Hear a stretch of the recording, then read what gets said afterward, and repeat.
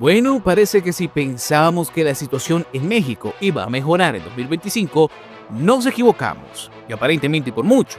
En lo que va del año, 90 policías han sido asesinados y por primera vez en mucho tiempo, Sinaloa desbanca a Guanajuato como el estado más peligroso para los uniformados.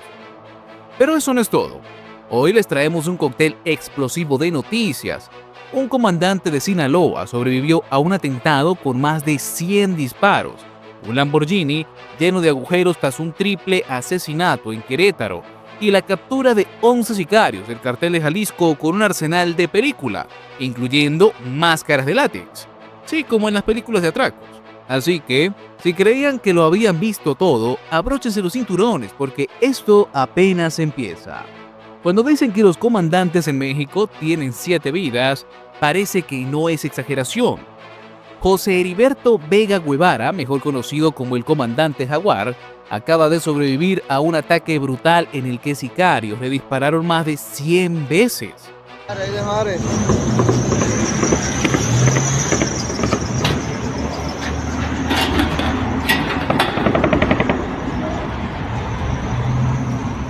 Los hechos ocurrieron en Culiacán, Sinaloa, sobre el libramiento Benito Juárez, conocido como la Costerita.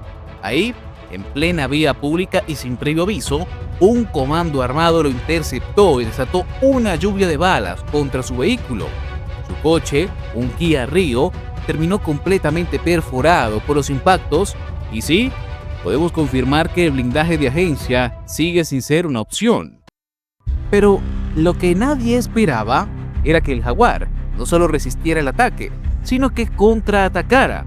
En lo que parece más una escena de película que un hecho real, el comandante respondió el fuego, logró escapar con vida y hasta consiguió un aventón de un automovilista desconocido. Así que sí, en este país los taxistas te cancelan un viaje porque está lloviendo, pero hay quien se arriesga a subir a un policía ensangrentado tras una balacera. Cosas de México. El automovilista lo llevó hasta la Primavera, donde el comandante logró contactar a sus compañeros para ser trasladado al hospital. Y lo más impresionante, solo tenía un rozón de bala en el brazo. Para un ataque de más de 100 disparos, eso es casi un milagro, o una puntería desastrosa por parte de los agresores. Mientras tanto, las autoridades acordonaron la zona y levantaron más de 100 casquillos percutidos. Por ahora, no hay detenidos ni nombres de posibles responsables, pero sabemos cómo funciona esto. Una investigación en curso que probablemente nunca dará resultados.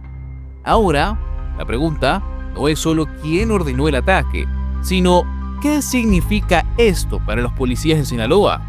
Si un comandante de la policía estatal puede ser emboscado en plena calle por un arsenal que puede compararse a un arsenal de guerra, ¿qué les espera a los agentes de menor rango? Y peor aún, ¿qué les espera a los ciudadanos comunes si la violencia ya no distingue uniformes? Porque esto no es solo un ataque contra un policía, es un síntoma de algo mucho más grande. Un problema que, por cierto, ya se refleja en los números.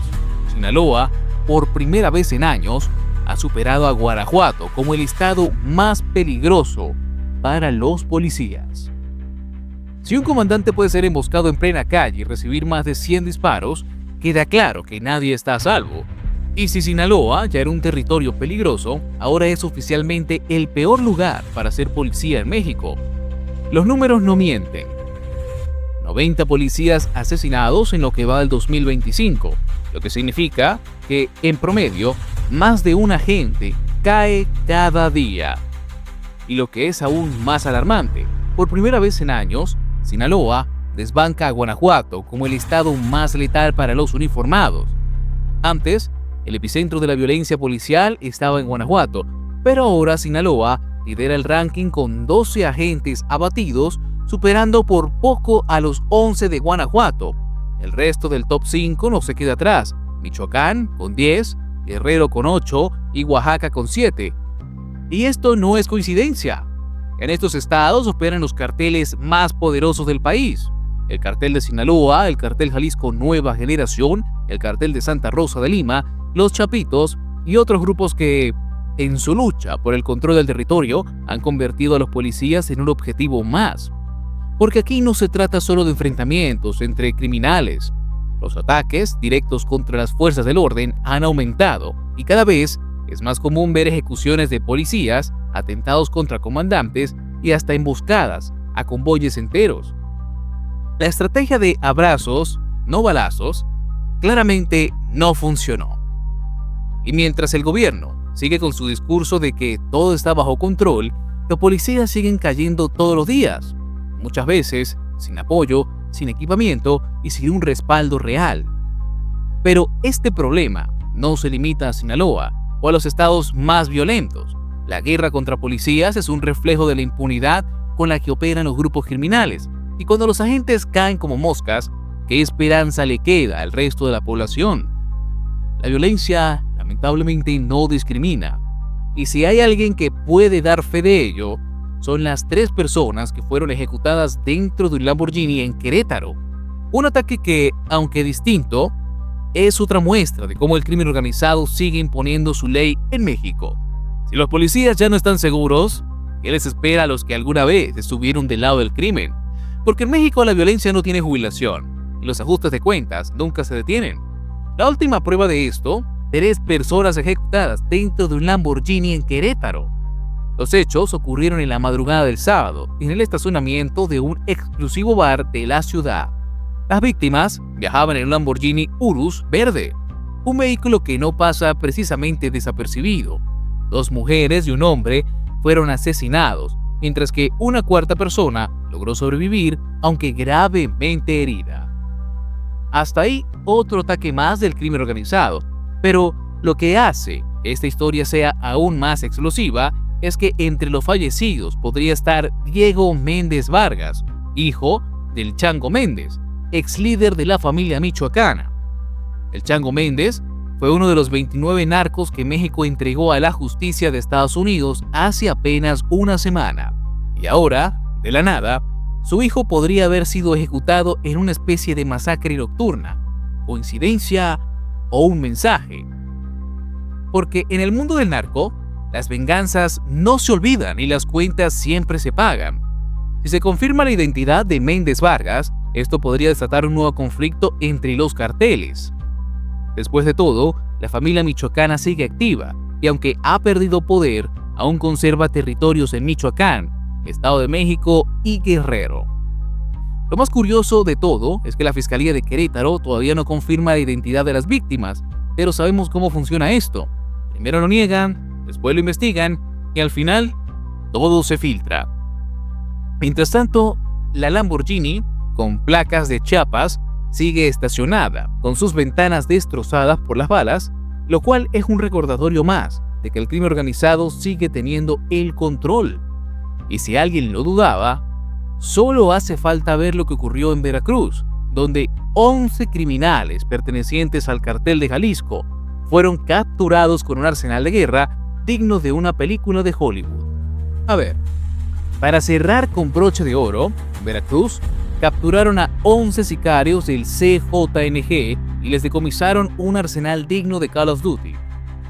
En un operativo en la colonia Anahuac, en Tuxpan, las autoridades hallaron 12 armas largas, 4 armas cortas, 608 cartuchos útiles, una granada, radios, 13 chalecos tácticos y hasta máscara de látex, como en las películas de asaltos bancarios.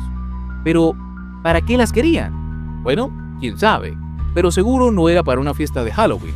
Además, encontraron a una persona herida por un arma blanca, lo que sugiere que antes del operativo hubo movimiento dentro de la casa. Por ahora, los sicarios están detenidos, pero como ya sabemos en México, los criminales entran por una puerta y a veces, muchas veces, salen por la otra.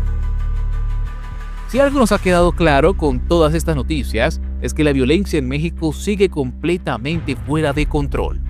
Policías abatidos todos los días, comandantes sobreviviendo a ráfagas de balas, sicarios con arsenales de guerra y ajustes de cuentas en Lamborghinis. El gobierno, bueno, siguen con su estrategia de seguridad, que al parecer consiste en esperar a que el crimen organizado se aburra y decida hacer buena onda. La realidad es que el crimen organizado no solo sigue en control, sino que evoluciona.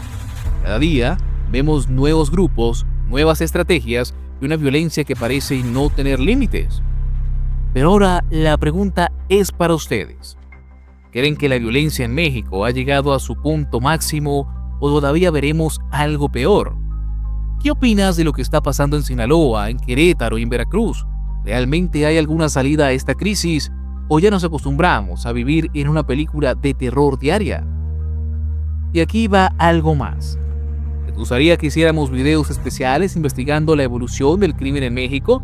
Desde las dinámicas de los cárteles más poderosos hasta personajes clave del crimen y cómo han cambiado sus tácticas en los últimos años. Déjenlo en los comentarios. Y si vemos mucho interés, preparamos una serie especial. No olviden darle like, suscribirse y activar la campana para no perderse de los próximos videos, porque les aseguro, esto no se detiene aquí. Recuerda que somos Nación y Frontera y estamos aquí para traerte la verdad.